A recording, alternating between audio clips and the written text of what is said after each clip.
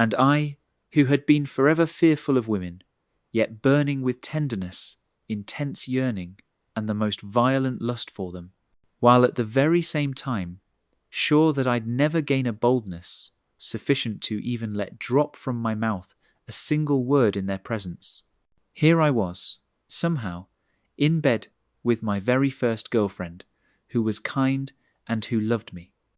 Or so she at least professed.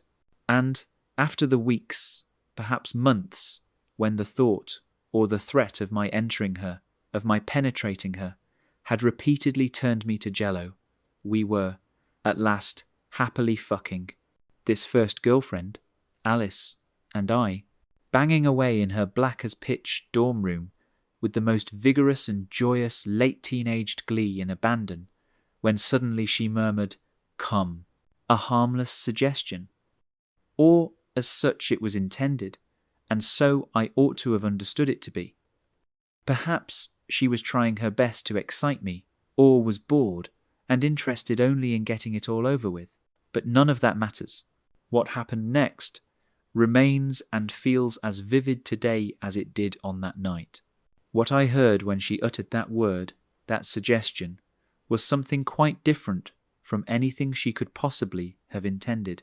I heard a command which seemed to rise up from the depths of an infinite black abyss, from whence it had been rudely grunted, with appalling savagery and menace, by a sort of beast, a vicious, terrifying snarl, several octaves lower than could ever have arisen from the throat of my poor, sweet Alice, who now had somehow become this bestial, hirsute, harpy-like creature. I knew only that I was lying atop, not my sweet and loving girlfriend, but rather upon an inhuman, menacing monster, intent on my demise. Breathless with terror, I jumped up and off her, and bolted towards the light switch, which I frantically switched on, in order to illuminate the very room in which a she-devil, a fiend, had been moments ago about to rip me to shreds, to consume me. I had been quite certain, in those first frightful moments, that I was about to die. The moment I saw that the woman before me was no demon, but only Alice, my beloved, kind and caring girlfriend, I fell to the floor, gasping for breath, for hadn't I been fucking a murderous werewolf but a moment ago, a succubus intent on my annihilation? I had suddenly become the very same boy, now encased in the body of a young man, who had so long ago slept in his grandmother's house, sure that the young, red-headed, seemingly eyeless woman in the oil painting which hung in the hallway was, at any moment, about to leap out from her portrait, run down the hall to my bedroom, and brutally murder me. Later, I learned that the sinister-looking young woman, who absolutely seemed to me to live within that portrait, who was portrayed in it, was someone I knew quite well, far better than I wished, in fact. It was a painting of my grandmother, in her youth, of which some part of me must surely have been aware, that Mama, who so liked to cruelly insult, threaten, and beat me, and who on so many occasions had taken hold of my hair in order to shove my head down the toilet, at times with her hands, at others with a plunger, or with anything else upon which she might just have cast her glance. That grandmother had clearly seen in me the victim my mother had made of me, and, as I can see now, the very same victim I still felt myself to be when I jumped up from the bed in Alice's pitch-black dorm room. I've read and been told that the buzzword du jour for this sort of early childhood experience is trauma. I do not care for it. It was, rather, an invasion of a soul that had already been crushed, and which made me only more of a cripple whose every encounter with what I thought or believed to be feminine was petrifying, and, more than likely, lethal. All that had ever been womanish came with this warning, and was, in addition, laced with the promise of, at the very least, my desperate humiliation, and, far more likely, or so it seemed to me, my annihilation. I am not speaking in metaphors here. Blood-crazed succubi do not kid around. When I jumped up from that bed, I was trying to save my life.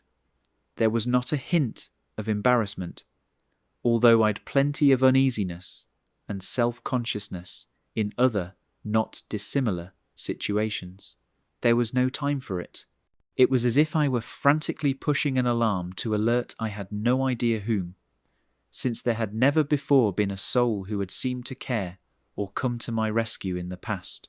I was screaming into what I feared and expected, out of habit, to be a void, broadcasting the likely to be, not responded to fact, that if no one arrived soon, I would momentarily be disemboweled and murdered in that very bed.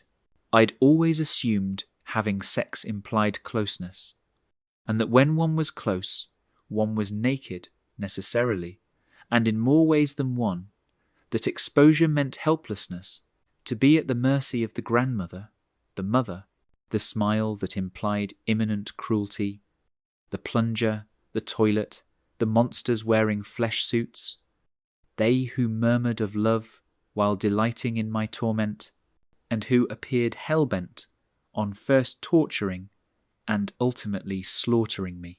I was no longer with Alice.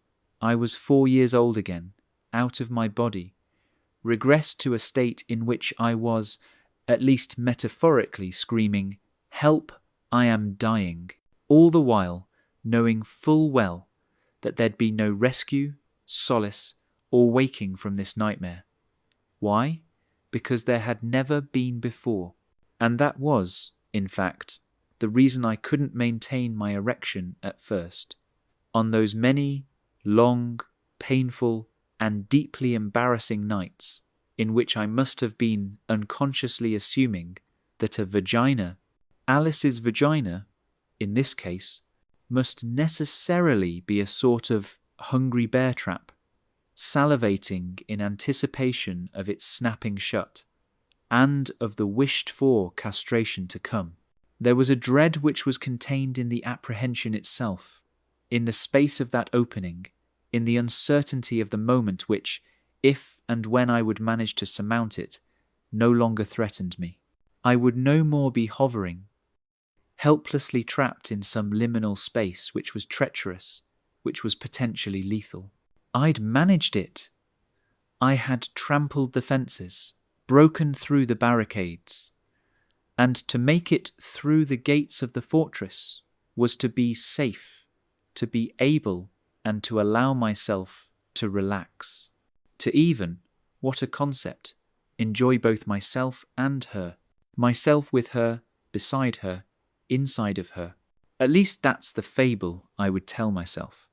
Once I had safely arrived, once I had breached the citadel walls, once I had psychologically slammed shut the door which contained all my primordial terror, at least for that moment. I was always aroused. That was never the problem. I was always in love as well. To begin making contact, though, that was always and reliably the moment which most terrified me, the place where the violence was lurking, in the portrait, in the toilet, in the succubus I imagined was lying beneath me in that pitch-black dorm room. This was all more than understandable. I had been assaulted many times, and I assume because of that, predators seemed able to sniff me out, to know me from afar, in advance, and to say to themselves, "Lucky me. Well then, here's a little boy that I can fuck with, that I can hound, oppress, and persecute." When one strips off the paint from the canvas of that eyeless young fiend somehow still staring out from that portrait, there are oceans of ancient rot lying beneath it, a gargantuan assortment of vile, poisonous stenches, all of it going back countless generations. I was born a boy who saw women as holy, or who, at least, still told himself it was possible they'd be holy, yet knew full well, from innumerable experiences, that they were far more likely to be lethally dangerous. I wanted them all so much that I'd have offered any one of them my life, at the very same time that I both trusted and expected that they would behave monstrously towards me. Why? Because every temptation, every murmured "come," was a threat which was bellowed from landfills of ancestral horror. Every touch of a woman demanded that I give up my body, my dignity, my sanity, myself, my every last breath, on an altar that had been blood-drenched from further back than I could ever possibly recall. On an altar over which harpies cackled, wielded knives, shrieked curses, abominations, and, perhaps worst of all, laughed. There was always the most horrendous laughing, echoing endlessly in my skull like the sound of 10,000 chainsaws wielded by mobs, nay, vast armies, of murderous viragos and ogresses. I was simply trying to meekly navigate in what I believed a desperate attempt to simply survive through myriads of minefields laid by the most monstrous of maternal lineages, which spanned eons, knowing full well that I was destined to die at any moment, blindfolded, with no map, recourse, or possibility of deliverance. And yet, still capable of love, at least of the hope for love, because I had to believe there was, somewhere, a mother, a lover, a sister, some woman who had managed to remain uncorrupted, some original, primeval woman who might save me, who would at least desire to save me, attempt to save me, some gentle priestess with sad, compassionate eyes, who would beckon me into a temple in which I could sleep soundly, without constantly starting up in bed, racked with the dread of some new nocturnal assault. A safe, humane, and compassionate sanctuary, unadorned with portraits of fiends, containing no instruments of torture, no plungers, an entirely imaginary, sacred space, in which women had neither claws nor fangs. There are demons and monsters in this world who will betray you for sport, simply because it amuses them. It is their nature. But surely there must be others as well. Redeemers, gentle, benevolent lovers, saviours, are there not? Well, of course there are not. When confronted with women, of the real sort, who were perhaps, at least not primarily, monsters, in moments that should have felt more or less safe, which should have been easy, intimate, and perfectly ordinary, I unfailingly expected and waited for the inevitable turn 10. For it and they had always turned. And there was never any question that it and they would turn again, that they would always turn again. There had never been any other scenario, at least none that I had ever known. I simply knew this. It was a given. And yet I kept looking. I'm still looking, though the temperature's lower and my eyes are often now close to wide open. I haven't gone completely or consistently numb in some time. And yet I am still that boy, the one who was so utterly terrified and full of longing, who couldn't approach, who was too petrified to cross the threshold, any threshold. Oh yes, I can fuck now, as a rule, more or less without a problem. But that's easy, and not at all what I'm talking about.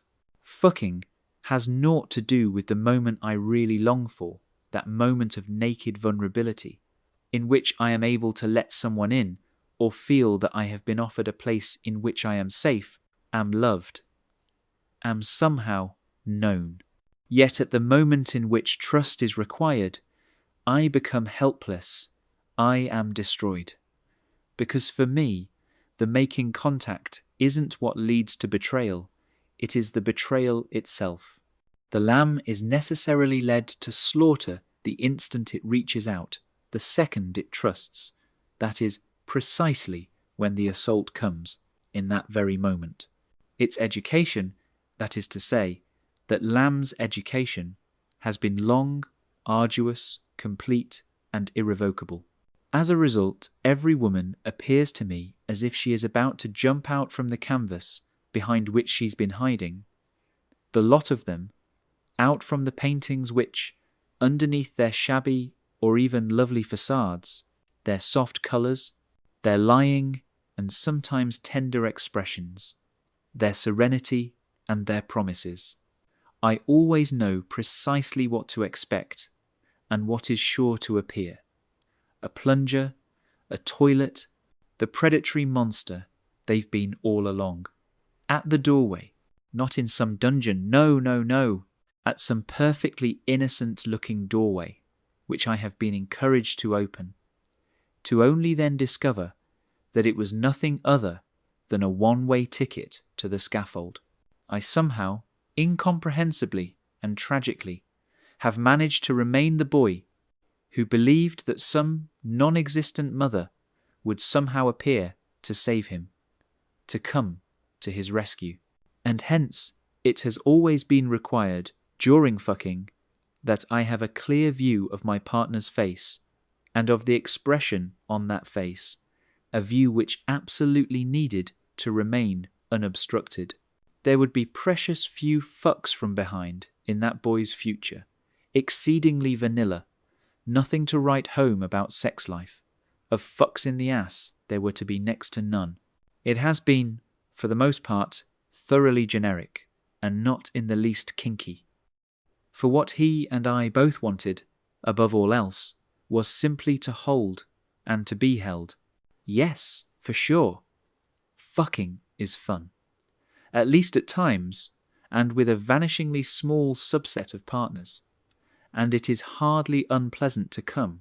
But all that I really wanted, and all that I continue to want, is simply to lie next to a woman upon whom I can throw a scrim, and, as a result, then imagine a goddess, the most saintly of mothers, or of sisters, any and all of whom I am, for whatever reason, now allowed, even invited, to fuck. Everyone knows, at least I know, that goddesses are so pure that, although you can touch them, touching is not what you really want from and with these women. You want, rather, to be saved. For a goddess can heal the primordial wound which is so constantly bleeding, which has drenched every mattress upon which you've ever lain, when with a woman hardly made of flesh and blood, certainly not the sort who are likely to fart in the bed or to wake up annoyed, rather an unearthly, mythological, quasi-divine princess, an angel.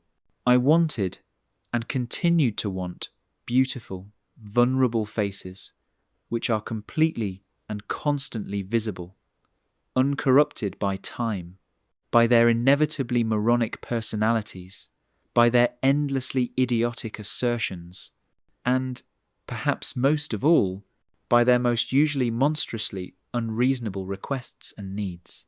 I have felt this on a few precious occasions, this fantastical consummation, this reverent, terrified worship of a woman who, by virtue of her having remained profoundly out of reach, while still somehow managing to appear safe, kind, and compassionate, would then become for me a sort of goddess, an angel who offered me redemption, salvation, into whom I could melt, and because of whom I could cast off all the awfulness of my past, even my very self.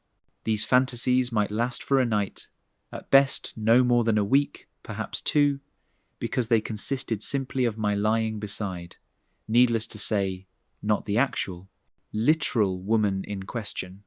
In her, I had very little or even no interest. Rather, beside an imaginary, divine, celestial being, an enchantress of my own invention, whom I fancied I could be more or less sure had no intention of either devouring or murdering me. And by constantly checking her face, I could be anchored in a now that was safe. There was no mask about to slip off.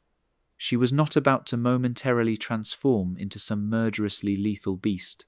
There would be no shift, no turn, for I had taken the utmost care to pin down that moment with the most elaborate of pragmatic considerations, which had enabled and been fastened securely to the most deeply absurd and ridiculous of fantasies, all of which lit up my soul like a Roman candle, and which made of my heart a thing which, for a moment, I suddenly felt as if I possessed.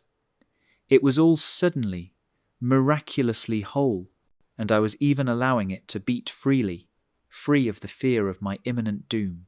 There was no longer a potential demon lying beside me, who could annihilate me in the middle of our relations, be those relations carnal, be they faux emotional, or be they both. I was now to be nourished. That was the main thing. I was to be safe. I had ensured it. I had engineered the most meticulous of specifications to ensure it, for it was I who had crafted the film. I was now a Hitchcock, who cared but little for his actors, only for the effect he was after. I was a god.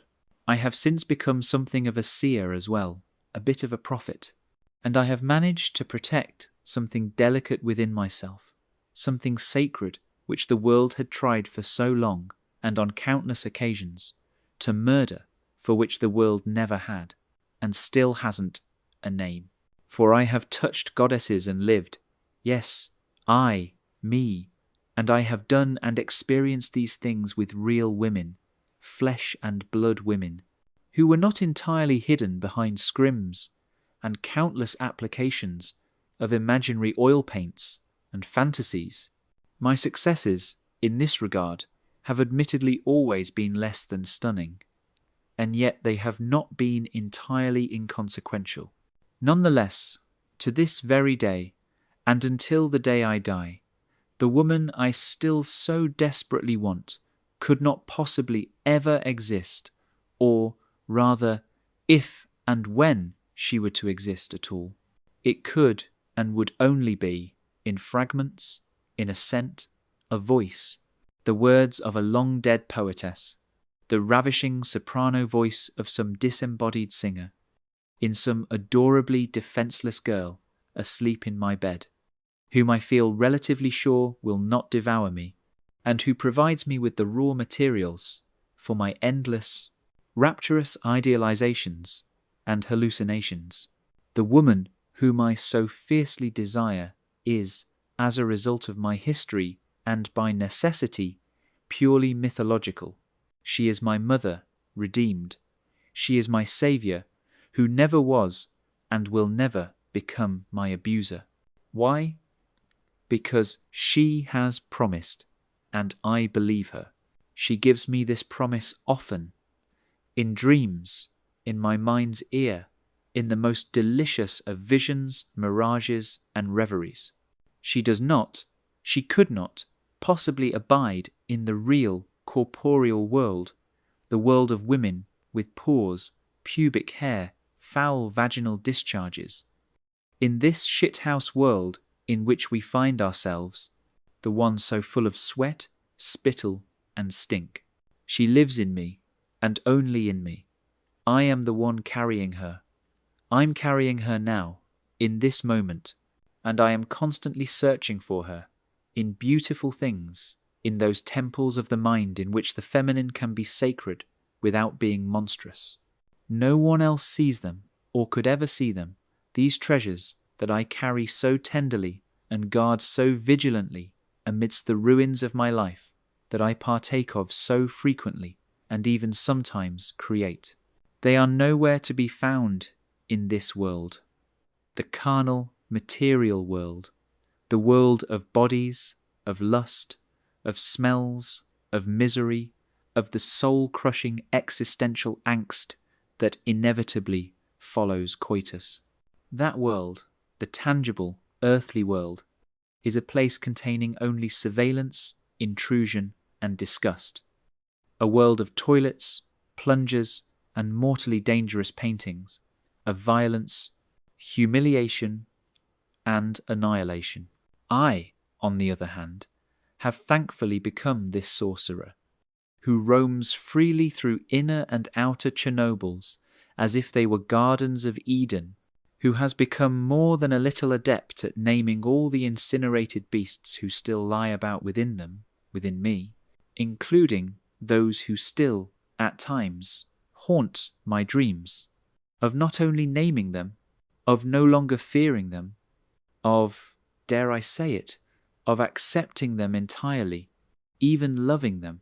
I have fashioned the most marvellous of maps, in which all the trapdoors and locked basements are clearly marked, but which also point the way to a multitude of hidden temples and secret wells, to sacred, untouchable sanctuaries, into which only I am permitted.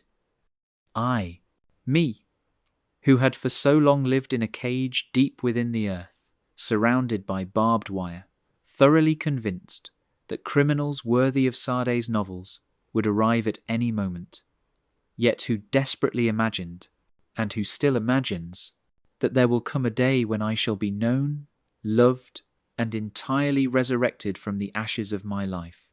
But because to be close invariably meant, nay, guaranteed agony, betrayal, and disfigurement of the self, I have created from these ashes the most delightful and effective of solutions, to idealize and reveal only flashes of myself, knowing full well and expecting that, were I to dare to do more, the onlooker would either flinch, misunderstand, or simply flatten me. Yes, I still collapse into despair, blame myself for wanting too much, want undone what can never be undone, yet at the same time I am, or have, finally, become perfectly aware that no one is coming, that no one will ever be coming, that there will be no goddesses reciting incantations which might reverse what was done all those years ago, that no one ever had, has, or could possibly have the face pure enough, the touch safe enough, or the voice soft enough to erase those nightmares. Other than me, and therein lies the solution. I can do it, and I do. For I have become quite the alchemist. I can transform rot into truth, psychic filth into beauty. It is a hopelessly and necessarily solitary road, but my road has always been solitary and reclusive. Only a fool would imagine, given my past, that it could ever be anything other than sequestered, cloistered, hopelessly and irrevocably alone. There will be for me no plateaus of serenity, peace, or contentment other than aesthetic. Instead, there shall be only depictions of beauty, sadness, grief, horror, the truth about the fool, my fool, about the abyss which has been my life. Oh yes, I am awful, intolerant and impatient of arrogance, of lack of self-awareness, of cruelties far worse than my own. All those bitter, petty sarcasms and verbal displays of nastiness in which I too frequently indulge, that is to say, of actual cruelty. I am sometimes full of, choking on, with, and from, disgust, rage, and contempt. Why? That's not hard. People are walking around garbed, head to toe, in bullshit and drowning in hypocrisy, pretending to be emperors, and I needn't trot out or belabour that particular metaphor. But I can no longer pretend. I am simply attempting, and sometimes succeeding, in finding some tiny shred of nobility in my drinking of all these pots of black coffee at high noon, my looking with laser eyes on this empty, arid world, full as it is of braying hyenas, of self-important imbeciles and drones, who've no thoughts or hopes either of serenity, forgiveness, or of wisdom, much less of enlightenment. The world is a shit show, albeit an entertaining one, at least at times, in which people who preach love practice deceit and manipulation attempt to convince you of their victimhood, after decades of their having engaged in passive-aggressive psychological warfare, and who tell themselves lies so filthy and egregious that their souls can no longer breathe.